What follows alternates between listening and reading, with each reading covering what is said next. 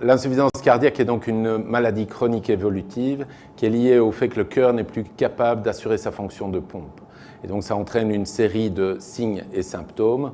Les signes de l'insuffisance cardiaque, on les connaît sous forme d'acronyme, on appelle ça EPOF. Qu'est-ce que ça veut dire exactement? Tout à fait. Donc EPOF est un acronyme qui a été lancé par nos collègues français pour sensibiliser donc le grand public. EPOF veut donc dire E pour essoufflement, P pour prise de poids, O pour œdème, donc les gonflements au niveau des chevilles par exemple, et F pour fatigue.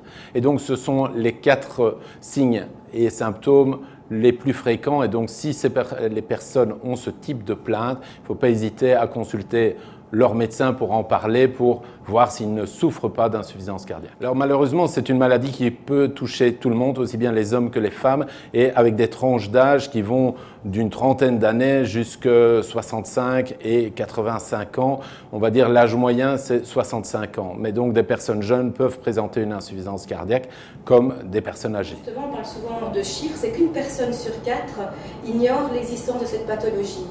Tout à fait. Donc, plusieurs études avaient été réalisées, aussi bien au niveau européen qu'au niveau belge, et on s'était rendu compte que malheureusement, la pathologie et cette maladie est méconnue du grand public. Souvent, l'insuffisance cardiaque est considérée par le grand public comme une fatigue du cœur et est liée au vieillissement, alors qu'il n'en est rien. Il y a toute une série de causes qui peuvent aboutir à l'insuffisance cardiaque. Les plus fréquentes sont l'infarctus du myocarde avec la maladie coronarienne, donc une zone du cœur a souffert et puis la personne peut développer une insuffisance cardiaque, mais également des problèmes d'hypertension mal traités peuvent aboutir à une insuffisance cardiaque, des problèmes au niveau d'une valve ou des causes toxiques éventuellement, et puis après on a toute une série d'autres causes qui peuvent aboutir à l'insuffisance cardiaque. Alors c'est pourquoi les journées de sensibilisation, comme il y aura demain au CHR Liège, sont très importantes. Alors que va-t-il se passer concrètement? Comment allez-vous sensibiliser, conseiller et informer le public? Alors donc au cours de cette 10e journée de sensibilisation que nous organisons ici, on aura des stands de dépistage. Donc d'une part, dépistage des facteurs de risque cardiovasculaire, et puis en fonction du questionnaire, si les personnes présentent une série de risques, on fera éventuellement un dosage sanguin d'un marqueur qui permet éventuellement de préciser, de confirmer ou d'infirmer la présence d'une insuffisance cardiaque. À côté de ça, il y a tous des stands d'information avec entre autres l'association de patients Mon Cœur entre parenthèses, des démonstrations du geste qui sauve, à savoir le massage cardiaque, l'utilisation du défibrillateur. Et alors, on a tout un versant sur les nouvelles technologies et les nouvelles avancées dans le cadre de l'insuffisance cardiaque qui seront également présentées.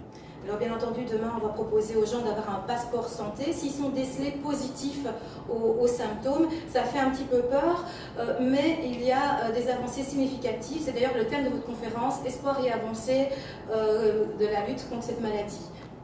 Tout à fait. Donc, plus d'une fois, les patients nous disaient « Ah, les campagnes comme ça sont assez pessimistes ». Et ici, c'est pour leur montrer que sur les dernières années, toute une série de nouvelles choses sont apparues, des nouveaux médicaments qui ont été validés, qui sont accessibles désormais en Belgique, qui permettent non pas de guérir la maladie, mais de au mieux la contrôler et permettre aux gens de vivre dans les meilleures conditions le plus longtemps. Il y a également des nouvelles technologies et donc tout ça sera abordé lors de la conférence prévue à 16h.